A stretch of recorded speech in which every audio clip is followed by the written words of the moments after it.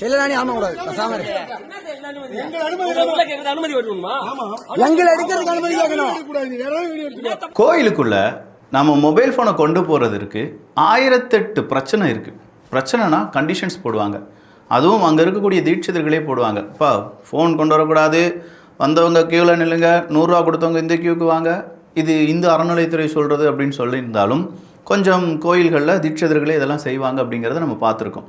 அதுவும் திருச்செந்தூர் கோயிலுக்கெலாம் போயிட்டீங்கன்னா 100 ரூபாய்க்கு ஒரு க்யூ, 1000 ரூபாய்க்கு ஸ்பெஷல் க்யூ, 30 ரூபாய்க்கு சாதா தரிசனம், ஃப்ரீ தரிசனம் வேறு அப்படின்னு சொல்லி இப்படிங்கிற தரிசனத்திலேயே பல தரிசனங்கள் இருக்குது. அப்படிங்கிறது எல்லாமே கொடுமையிலும் கொடுமை.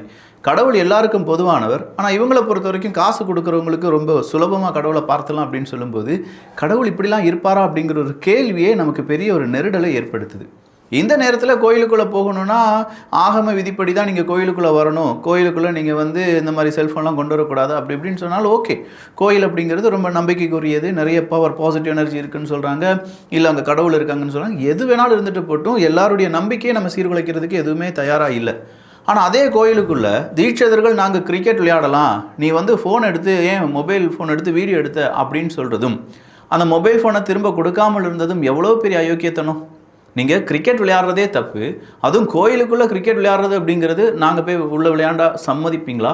சம்மதிப்பதற்கான வாய்ப்புகள் இருக்கா அப்படிங்கிற கேள்வி இருக்குல்ல. ஸோ தீட்சிதர்கள் நீங்கள் எல்லாம் செய்யலாம், அது சாமி குத்தம் கிடையாது. சாதாரண மனிதர்கள் பக்தர்கள் இது சாமி குத்தமாக இருக்கும் அப்படின்னா இது எங்கே போய் முடியும் தெரியுமா? உண்மையாக சாமியை கும்பிட்றதுக்குன்னு ஒரு கோஷ்டி இருக்குல்ல, அதாவது பொய்யான சாமி கும்பிட்றவங்களாம் கிடையாது, அரசியலுக்காக பணத்துக்காக அப்படிலாம் கிடையாது. உண்மையாக மன நிம்மதிக்காக சாமி கும்பிட்றவங்க அப்படின்னு ஒருத்தவங்க இருப்பாங்களா, ஒரு கூட்டம் இருக்குல்ல, பெரும் கூட்டம். அந்த கூட்டத்தை நீங்கள் நயவஞ்சகம் செய்கிறீங்க. இப்படி கிரிக்கெட் விளையாடுற ஒரு தீட்சிதர்கள் எப்படி நீங்கள் கோயிலில் இவ்வளோ சுத்தபத்தமாக நாங்கள் இருக்கோம், கோமியம் தொழிச்சா கூட அது சுத்தபத்தம் அப்படின்னு சொல்கிறதெல்லாம் இப்போ எதிராக இருக்கிறவங்க பெரிய அளவில் உங்களை ட்ரோல் பண்ணுறதுக்கான காரணமே நீங்கள் இதெல்லாம் செய்யலாம், ஆனால் சாதாரண வாய்ப்பட்டால் செய்யக்கூடாது, அவள் செய்தால் தப்பு இவாள் செய்தால் தவறு இல்லை அப்படிங்கிற மாதிரி அந்த நிலைப்பாடு இருக்குது பார்த்தீங்களா, அது தவறு. நம்மளாம் நினச்சிட்டு இருக்கோம் பெரியார் இறந்துட்டார், நீங்கள் தான் இப்போ என்ன செய்கிறீங்கன்னா பல பெரியார்களை உருவாக்கிட்டு இருக்கீங்க. என்னன்னு சொல்லி பார்த்தா நார்மலாக ஒரு ஹியூமன் பீயிங்காக நம்ம எடுத்து பார்க்கும்போது இவன் செஞ்சாலும் தப்பு அவன் செஞ்சாலும் தப்பு தான், அவங்க செஞ்சால் தப்பே கிடையாது, நாங்கள் விளையாடுவோம் நீ ஏன் வீடியோ எடுத்த அப்படின்னு சொல்லி கேட்குறாரு. அது எவ்வளோ பெரிய தவறு. நாங்கள் விளையாடுவோம் அது எங்களுடைய விருப்பம், நீ ஏன் வீடியோ எடுத்த அப்படின்னு சொல்லி கேட்கும்போது அப்படி தாயா வீடியோ எடுப்போம், அப்படி தாயா வீடியோ எடுத்து வெளியில் விடுவோம், இதில் எந்த தவறும் கிடையாது, எங்களுக்கு ஒரு நியாயம் இருக்குது, நாங்கள் கோயிலுக்குள்ளே மொபைல் ஃபோனை கொண்டு வர மாட்டோம், கொண்டு வரக்கூடாதுன்னு சொல்கிறீங்க, ஓகே நாங்கள் கொண்டு வரல, கோயிலுக்குள்ளே நீங்கள் கிரிக்கெட் விளையாண்டது மட்டும் சரியா? அந்த வீடியோ வெளியில் வந்திருக்கு, அந்த வீடியோ வெளியில் இப்போ ரொம்ப பெரிய அளவில் வைரல், தீட்சிதர்கள் எப்படி நீங்கள் கிரிக்கெட் விளையாடுறீங்க அப்படிங்கிறதெல்லாம் பார்த்துட்டாங்க. ஸோ ஒரு சில நபர்கள் செய்யக்கூடிய இந்த மாதிரியான விஷயம் இப்போ அது என்ன செய்யப்படுவாங்க அப்படின்னா, ஒன்றாவது ஜென்ரலைஸ் பண்ணிடுவாங்க. ஆல்ரெடி இந்த 3% மேலே பலருக்கும் காண்டாக இருக்காங்க, இந்த 3% தான் இந்த சட்டத்திட்டங்களை வச்சுட்டு இருக்கீங்க அப்படின்னு சொல்கிற ஒரு செய்தி இருக்கும்போது இதில் இதுவும் அவங்களுக்கு வாய்க்கு கிடைச்ச தீனி மாதிரி ஆயிடுச்சு. இதற்கு காரணம் நீங்கள் தான்.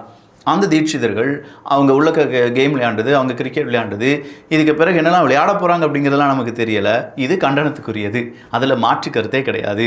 இது ஒரு புறம் இருக்க, எப்பா இந்த ஆம்சங் ஃபேக்ட்ரியில் யாராவது வேலை செய்கிறீங்களாப்பா, ஆம்சங் ஃபேக்ட்ரியில் அதாவது ஆம்சங் ஃபோனை யாராவது யூஸ் பண்ணுறீங்களாப்பா, ஆம்சங் யாராவது ஐடி கார்டு போட்டிருக்கீங்களாப்பா அப்படின்னு சொல்லி பஸ்ஸிலலாம் நிறைய காவல்துறை அதிகாரிகள் என்ன செய்கிறாங்கன்னா சர்ச் எடுத்துகிட்டு நடத்துகிறாங்க. எதுக்குன்னு கேட்டால் இல்லை அவங்க அங்கே போகக்கூடாது, அந்த பெரிய அளவில் போராட்டம் இருக்குது, அந்த போராட்டத்தை நடத்தக்கூடாதுன்னு சொல்கிறாங்க.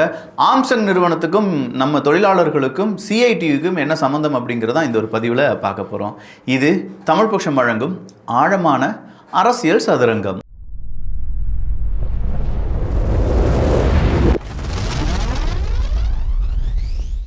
கிட்டத்தட்ட 1750க்கும் அதிகமான நபர்கள் சாம்சங் அந்த ஃபேக்ட்ரி இருக்குல்ல, அந்த ஃபேக்ட்ரியில் வேலை செய்கிறாங்க. தமிழ்நாட்டில் மிக முக்கியமான இஷ்யூ இதுதான். ஆனால் ஊடகங்கள் இதை காண்பிக்காது. பாவம், அங்கே பாவப்பட்ட ஜென்மங்கள் வேலை பார்க்குறாங்க, அரசாங்கம் இதை வேறு திசைக்கு கொண்டு போகிறாங்க. அமைச்சர்கள் 3 பேர் சேர்ந்து நாங்கள் பேச்சுவார்த்தையெல்லாம் முடிச்சிட்டோம், நாளையிலேருந்து எல்லாரும் வேலைக்கு வந்துடுவாங்க அப்படிங்கிற ஒரு அறிவிப்பை கொடுத்துட்டாங்க. அங்கே போராட்டத்தில் ஈடுபட்ட நபர்கள் அப்படிலாம் எதுவுமே நடக்கலை. அவங்களுக்கு தேவையான மனிதர்களை மட்டும் கூப்பிட்டுட்டு 3 அமைச்சர்கள் பேசி முடிச்சுட்டு நாங்களே ஏதோ இந்த சாம்சங்கினுடைய ஒட்டுமொத்தமான தொழிலாளர்களுடைய வேலை நிறுத்தம் வாபஸ் செய்யப்பட்டது அப்படிங்கிற ஒரு மிஸ்இன்ஃபர்மேஷனை பகிர்ந்து வருகிறார்கள் அப்படின்னு சொல்கிறத இன்னைக்கு சோஷியல் மீடியா முழுவதுமாக பகிர்ந்து வருகிறார்கள். ஈவன் சிபிஐஎம் சிபிஐ அப்படின்னு சொல்கிற பல கம்யூனிஸ்ட் கட்சிகள் எல்லாருமே இப்போ திமுகக்கு எதிராக, அந்த 3 அமைச்சர்களுக்கு எதிராக, அவங்க செய்யக்கூடிய நயவஞ்சகத்துக்கு எதிராக இப்போது போராட்டத்தை அறிவித்திருக்கிறார்கள்னா பார்த்துக்கோங்களேன். அப்படின்னா நம்ம டிஆர்பி ராஜா என்னப்பா செய்கிறாரு அப்படின்னு சொல்லி பார்த்தா, ஏன்னா டிஆர்பி ராஜா இன்னும் 2 அமைச்சர்கள் சேர்ந்து தான் பேச்சுவார்த்தையில் ஈடுபட்டாங்க. அவர் சொல்கிறாரு, ஏன் போராட்டம் நடத்துகிறாங்கன்னே எங்களுக்கு தெரியல, ஆனால் போராட்டம் நடந்துக்கிட்டே இருக்குது. இல்லை சார், நீங்கள் தானே சொன்னீங்க சார் எல்லாரும் ஒத்துக்கொண்டார்கள், போராட்டம்லாம் இல்லை, வாபஸ் பெற போகிறது அப்படின்னு சொல்லி. ஆனால் இப்போ ஏன் போராட்டம் நீள்கிறது அப்படிங்கிற கேள்விக்கு டிஆர்பி ராஜா அவர்கள் ஒரு பதில் சொல்கிறாங்க. அவங்க கேட்ட கோரிக்கை ஒரு 14 கோரிக்கைலாம் வச்சாங்க. எல்லா கோரிக்கைக்கும் சாம்சங் நிறுவனம் என்ன செஞ்சிட்டாங்க, ஓகே சொல்லிட்டாங்க. ஆனால் சிஐடியினுடைய அந்த ஒரு தொழிற்சங்கம் அதை வைக்கணும் அப்படின்னு சொன்னாங்க. அது இப்போ கேஸு கோர்ட்டில் இருக்குது. அதனால் கோர்ட்டில் என்ன தீர்ப்பு வருகிறதோ அதை பொறுத்து நாங்கள் என்ன செஞ்சுக்கிறோம், அதை செய்கிறோன்னு சொல்லி சாம்சங் அந்த அதிகாரிகள் சொல்கிறாங்க, அந்த கம்பெனி சொல்லுது. அதை மட்டும்தான் இவங்க இப்போ பெரிய ஒரு கோரிக்கையாக வச்சுட்ருக்காங்க. எங்களுக்கு தொழிற்சங்கம் வேண்டும், அந்த தொழிற்சங்கம் இல்லாமல் நாங்கள் வேலைக்கு வரமாட்டோம்னு சொல்கிறாங்க. இது எவ்வளோ பெரிய பாதிப்பை ஏற்படுத்தும் தெரியுமா? +2 படித்தவங்க, பாலிடெக்னிக் படித்தவங்க, ஐடிஐ முடித்தவங்க எல்லாருமே பாவம் இளைஞர்களாக இருக்காங்க. அத்தனை பேருடைய வேலையும் அங்கே பறி போயிட்டுருக்கு. ஒவ்வொரு நாளும் நீங்கள் அங்கே வேலை வராமல் இருக்கும்போது உங்களுக்கு பணம் வராமல் போய்விடும், கொஞ்சம் பார்த்து இருந்துக்கோங்கப்பா அப்படிங்கிற மாதிரி கொஞ்சம் மிரட்டலும், கொஞ்சம் உருட்டலும், கொஞ்சம் பாசமும், கொஞ்சம் நேசமும் எல்லாம் இருக்கிற மாதிரியான ஒரு மீட்டிங்கை கொடுத்துட்டு போயிட்டார். இந்த மீட்டிங்கில் அவர் சொல்கிற இன்னொரு சில விஷயங்கள் இருக்குது. அங்கே 26,000 ரூபாய் ஒரு நபருக்கு சம்பளம் கொடுக்கப்பட்டது. அவர் சரியாக வேலை செய்யலை. ஆனாலும் ஒரு நிறுவனம், அங்கே சாம்சங் நிறுவனம் என்ன சொன்னாங்களாம், அவர் சரியாக வேலை செய்ய மாட்டேக்காரு, ஆனாலும் அவரை நாங்கள் வேலையை விட்டு தூக்க வேண்டியதுதான், பட் மனிதாபிமான அடிப்படையில் நாங்கள் 26,000 சம்பளத்துக்கு நிப்பாட்டி வச்சுருக்கோம். சார், எனக்கு தெரிஞ்ச எந்த கார்ப்பரேட் நிறுவனமும் அப்படி செய்யாது சார். இல்லை, அது எந்த கார்ப்பரேட் நிறுவனமும் மனிதாபிமான அடிப்படையில் அவனுக்கு 26,000 சம்பளத்தை கொடுத்து நிற்க வைக்கிறது அப்படிங்கிறத நான் பார்த்ததே கிடையாது. நீங்கள் யாராவது பார்த்துருக்கீங்கன்னா எனக்கு தெரியாது. நம்மளை எந்த அளவுக்கு சக்கையாக பிழிஞ்சு வேலை வாங்கி அதில் ஒரு 10,000 கம்மி பண்ணி சம்பளத்தை கொடுக்கலாம் அப்படின்னு தான் சொல்லி யோசிப்பாங்களே தவிர, சும்மா வேலைக்கு இருந்துட்டு மனிதாபிமான அடிப்படையில் ஒரு லீவெல்லாம் எடுத்துக்கிட்டும் 26,000 சம்பளம் கொடுக்குறோன்னு சொன்னாங்க பார்த்தீங்களா, அது பெரிய உருட்டு சார், மகா உருட்டாக இருக்கும். எனக்கு தெரிஞ்சு ஒரு வேலை உண்மையாக கூட இருக்கலாம். நீங்கள் எத்தனை பேர் அதுக்கு பதில் சொல்கிறீங்க அப்படிங்கிறது எனக்கு தெரியாது. ஆனால் மீதம் இருக்கும் எல்லாருக்கும் சம்பளம் வந்து 35,000 ரூபாய்க்கு மேலே 70,000 சம்பளம் வாங்குறவங்களும் இருக்காங்க. ஸோ அந்த நேரத்தில் நீங்கள் செய்ய வேண்டியது, இப்படிலாம் போராட்டத்தெல்லாம் அறிவிச்சிட்டிங்கன்னா இங்கே எத்தனை பேர் வருவாங்க, எவ்வளோ பேர் வேலை பாதிக்கும், அதே மாதிரி அங்கே நிறுவனங்கள் எல்லாமே பயப்படுவாங்க தமிழ்நாட்டுக்கு வர்றதுக்கு, அப்படி இப்படின்னு சொல்லி அது ஒரு பெரும் பிரச்சனை. அப்போ தொழிற்சங்கத்தை தொழிலாளர்களுடைய சார்பாக இருக்கக்கூடிய நபர்கள் என்ன கேட்குறாங்கன்னா, முதலமைச்சர் வெளிநாட்டுக்கெலாம் போய் நிறைய நிதி வாங்கிட்டு வந்தார், 7,000 கோடி ரூபாயெலாம் வாங்கிட்டு வந்தார்ல.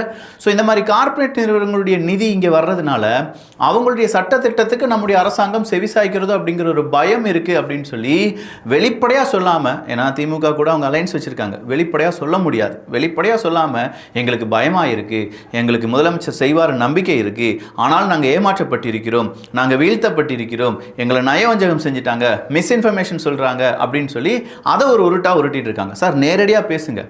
தொழிலாளர்களுக்கு இது தேவை. தொழிற்சங்கம் முக்கியமாக அமைக்கப்பட வேண்டும். அங்கே இருக்கக்கூடிய வேலையாட்களை, அதாவது வெளிநாட்டு கூட கம்பேர் பண்ணுறாங்க, சில வெளி மாநிலங்கள் கூட இருக்கக்கூடிய நிறுவனங்களை இங்கே இருக்கக்கூடிய தொழிலாளர்கள் கம்பேர் பண்ணி அவங்களுக்கு இவ்வளோ தான் வேலை, இவ்வளோ சம்பளம் கொடுக்குறாங்க, எங்களுக்கு இவ்வளோ வேலை இருக்குது, எங்களுக்கு இவ்வளோ சம்பளம் கம்மியாக இருக்குது, எங்களுக்கு இவ்வளோ அலவன்ஸ் கிடையாது, எங்களுக்கு இந்த மாதிரியான நிறைய விஷயங்கள் இல்லை. இப்போ ஏசி பஸ்ஸாக இருக்கட்டும், இல்லாட்டி நல்ல ஃபுட்டாக இருக்கட்டும், இன்னும் சில விஷயங்கள் எல்லாமே கேட்டிருக்காங்க. அதெல்லாம் நிறுவனம் என்ன சொல்லிடுச்சு, டிஆர்பி ராஜா அவர்களே சொல்கிறாங்க, நிறுவனம் அதற்கெல்லாம் ஓகே சொல்லிட்டாங்க.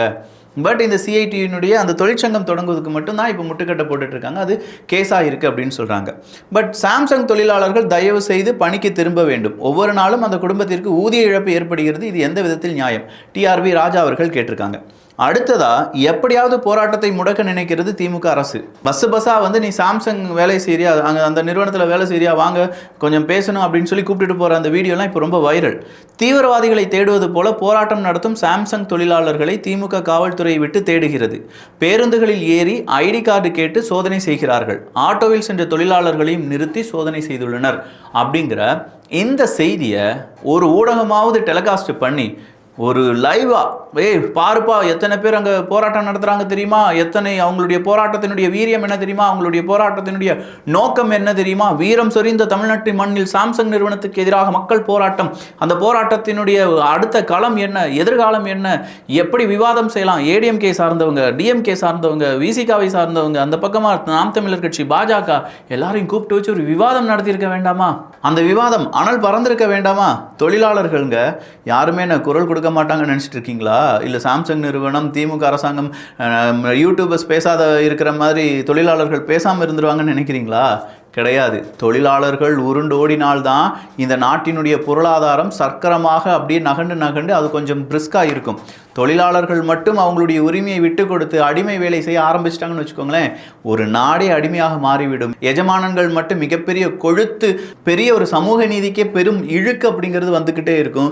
அதற்கான ஆரம்ப புள்ளி தான் இந்த சாம்சங் நிறுவனத்தினுடைய தொழிலாளர்களுடைய அந்த வேலை நிறுத்தம். இன்னொருத்தர் கேட்டிருக்கார், ஆர்எஸ்எஸ் ஊர்வலத்துக்கு அனுமதி, சாம்சங் ஊழியர்கள் ஆதரவாக ஆர்ப்பாட்டத்திற்கு அனுமதி இல்லை, என்ன திமுக அரசாங்கமே அப்படின்னு சொல்ற ஒரு கேள்வி கேட்டிருக்காங்க. சாம்சங் நிறுவன ஊழியர்கள் போராட்டம் தொடர்பாக 7 முறை பேச்சுவார்த்தை நடைபெற்றது. எதற்காக போராட்டத்தை நீட்டிக்கிறார்கள் என்று தெரியவில்லை. யார் சொல்லியிருக்காங்க? டிஆர்பி ராஜா சொல்லியிருக்காங்க. அவருக்கே தெரியலையா. முதலமைச்சர் ஸ்டாலின் தொழிலாளர்களுடன் பேச்சுவார்த்தை நடத்தி தீர்வு காண வேண்டும் என உத்தரவிட்டிருந்தார். 1750+ தொழிலாளர்கள் உள்ள சாம்சங் நிறுவனத்தில் அது டிஆர்பி ராஜா அவர்கள் சொன்னதற்கு பதில் வந்திருக்கு.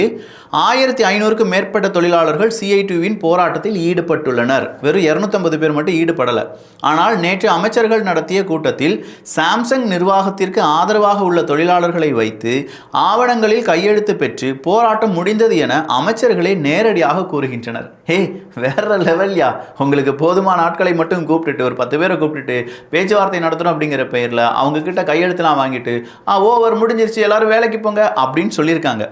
மேலும் இவை அனைத்தும் மு.க. ஸ்டாலின் அவர்கள் கவனத்திற்கு கொண்டு செல்லப்பட்டு அவருடைய ஒப்புதல் பெற்றே எடுக்கப்பட்ட முடிவு என்கின்றனர்.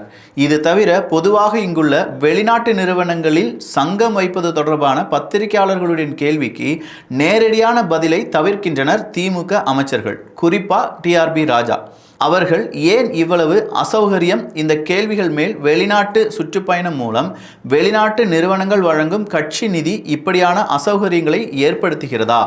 வெளிநாட்டு நிறுவனங்கள்லேருந்து கிடைக்கக்கூடிய கட்சி நிதி முதலீடுன்னு கூட சொல்லலையே, கட்சி நிதின்னு சொல்லியிருக்காங்க. இது யார் சொல்லியிருக்காங்க அப்படின்னா, இது கம்யூனிச கட்சி சார்ந்த தொழிலாளர்கள் நலம் சார்ந்து இருக்கக்கூடிய சில நண்பர்கள் சொல்லக்கூடிய கருத்துக்கள். அடுத்ததா அமைச்சர் விளக்குவாரா?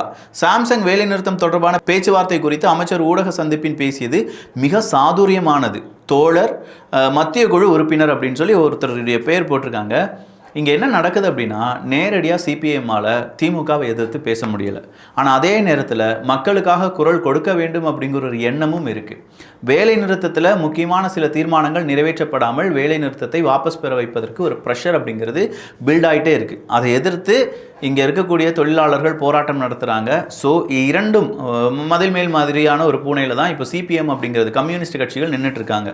ஆனால் அதையும் தாண்டி இன்னைக்கு இன்னொரு செய்தி அதே அக்கௌண்ட்லேருந்து ஒளிபரப்பாகிறது. இது இப்போ கேரளாவை கம்பேர் பண்ணி, கேரளத்தில் தனியார் நிறுவனங்கள் தொழிலாளர் சட்டங்களை கண்டிப்பாக பின்பற்ற வேண்டும், கேரள சட்டமன்றத்தில் முதல்வர் உத்தரவு. அச்சோ, இப்படி நம்ம ஆட்கள் கிடுக்குப்பிடி கேள்வியெல்லாம் கேட்பாங்கன்னு சொல்லி நம்ம அரசியல்வாதிகளுக்கு தெரியாமல் போச்சேப்பா. நம்ம கேரளாவில் கிட்ட இருக்கக்கூடிய மாநிலம் கேரளாவில் நீங்கள் தனியார் இதே மாதிரி சாம்சங்கோ ஆப்பிளோ நாளைக்கு ஃபாக்ஸ்கானோ யார் வந்து இங்கே ஏதாவது ஒரு ஃபேக்ட்ரி தொடங்கினாலும் இங்கே இருக்கக்கூடிய தொழிலாளர்கள் சட்டங்களை கண்டிப்பாக பின்பற்ற வேண்டும் அப்படின்னு சொல்லி சட்டத்தை ஏற்றியிருக்கிறார்கள்.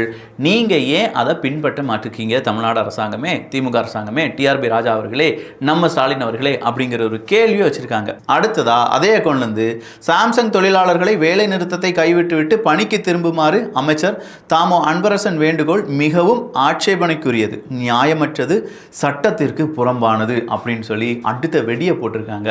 ஸோ இந்த வெடியெல்லாம் வெடிக்க போகுது. அங்கே சாம்சங் நிறுவனத்தினுடைய தொழிலாளர்கள் அவங்களுடைய கோரிக்கைகள் நிறைவேறுமா, இல்லை அரசாங்கமே மிஸ்இன்ஃபர்மேஷனை பகிர்கிறார்கள்? அரசாங்கம்னா அரசாங்கத்தினுடைய அமைச்சர்கள் அவங்க தானே மிஸ்இன்ஃபர்மேஷனை பகிர்ந்திருக்கிறார்கள் அப்படி தானே இந்த சிபிஎம்லாம் சொல்லிட்டு இருக்காங்க.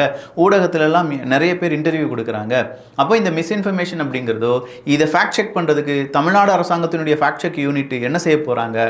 இல்லை இன்னும் சில நாங்கள் தான் இந்த ஃபேக்ட் செக்குக்கான முழு உரிமையை பெற்றிருக்கிறோம் அப்படின்னு சொல்கிறவங்க சாம்சங் நிறுவனத்தில் நடக்கக்கூடிய அந்த பிரச்சனை என்ன, அது மக்களுக்கு உணர்த்தக்கூடியது என்ன? நாளைக்கு இதே மாதிரியான பிரச்சனை வேறொரு கம்பெனியில் வந்தால் அவங்க எப்படி போராட்டத்தில் ஈடுபட வேண்டும், அவங்களுக்கான உரிமைகளை நிலைநாட்டுவது எப்படி? டிபேட் நடத்துங்கய்யா. இதெல்லாம் தானே டிபேட் நடத்தணும். இத்து போன விவாகரத்தை பற்றி நல்லா டிபேட் நடத்தக்கூடிய நீங்கள், 4 பேர் நல்லா இருக்கணும்னு நினைக்கக்கூடிய நீங்கள், நம்ம திராவிட ஆட்சி விடியல் அப்படின்னு சொல்லி நினைக்கக்கூடிய நீங்கள், சமூக நீதியை பேசக்கூடிய நீங்கள், அதுக்கான ஊடகங்கள் இதை டிபேட் நடத்தினாதானே உண்மையான சமூக நீதியை பெற்றுத்தர முடியும். முதலாளிகளுக்காக இருக்கக்கூடிய அரசாங்கம் அப்படின்னு சொல்லி பாஜகவை நம்ம விமர்சிக்கிறோம்ல, தனியாருக்கு தாரை வார்த்து விட்டார்கள், அதானிக்கும் அம்பானிக்கும் இந்தியாவை விற்று விட்டார்கள் அப்படின்னு சொல்கிறோம்ல நாம, அதே மாதிரி தானே இதுவும் நடந்துட்டு இருக்கு. அங்கன்னா பேசுவீங்க, இங்கன்னா பேச மாட்டீங்கன்னா இந்த அரசியல் நல்லா இருக்காயா? மக்களாவது ஓட்டு அந்த எலெக்ஷன் டைமில் தான் 1000 ரூபா பணம் வாங்கிட்டு ஓட்டை போட்டுட்டு இருப்பாங்க. ஆனால் இங்கே இருக்கக்கூடிய ஊடகங்கள் மாதம் ஒரு பெரிய அமௌண்ட்டை வாங்குறீங்க போலையா, அதனால தான் எதுவும் பேச மாட்டேங்கிங்கன்னு சொல்லி மக்கள் பேசிகிட்டு இருக்காங்க. பார்த்து மக்கள் ஊடகத்தின் மீதான நம்பிக்கை கொஞ்சம் கொஞ்சமாக குறைஞ்சிட்டு இருக்கு. நீங்கள் நினச்சிட்டு இருக்கீங்க மக்களை முட்டாளாக்கிடலாம், நாளைக்கு ஒரு ஃப்ளாஷ் நியூஸை போட்டு நம்ம டிஆர்பி ரேட்டிங்கை ஏற்றிடலான்னு சொல்லி. ஆர்டிஃபிஷியல் இன்டெலிஜென்ஸ் வந்துட்டுருக்கு, உங்களுடைய ஊடகங்கள்லாம் பார்ப்பது குறைஞ்சிட்டு இருக்கு, யூடியூபர்ஸ் வியூஸ் எல்லாம் ரொம்ப அதிகமாகிட்டு இருக்கு. நல்லா பார்த்தீங்கன்னா உங்களுக்கே தெரியும், பெரிய பெரிய மீடியான்னு சொல்கிறீங்க, உங்களை பார்ப்பதற்கோ உங்களுடைய நியூஸை கேட்பதற்கோ மக்கள் இன்ட்ரெஸ்ட் காண்பிக்கவே மாட்டுக்காங்க. இண்டிபெண்ட்டாக இருக்கக்கூடிய நியூஸ் மீடியாக்களை நம்பி போகக்கூடிய மக்கள் கூட நல்லா இருக்காங்க. உங்கள் கார்ப்பரேட் லெவலில் அரசாங்கத்துக்கு கூஜா தூக்கக்கூடிய எந்த ஊடகங்களையும் நம்புறதுக்கு மக்கள் தயாராக இல்லை. நம்பிக்கொண்டு இருக்கக்கூடிய மக்களையாவது உங்கள் வசம் வைக்க வேண்டும் என்றால் கொஞ்சம் உண்மையாக இருங்க.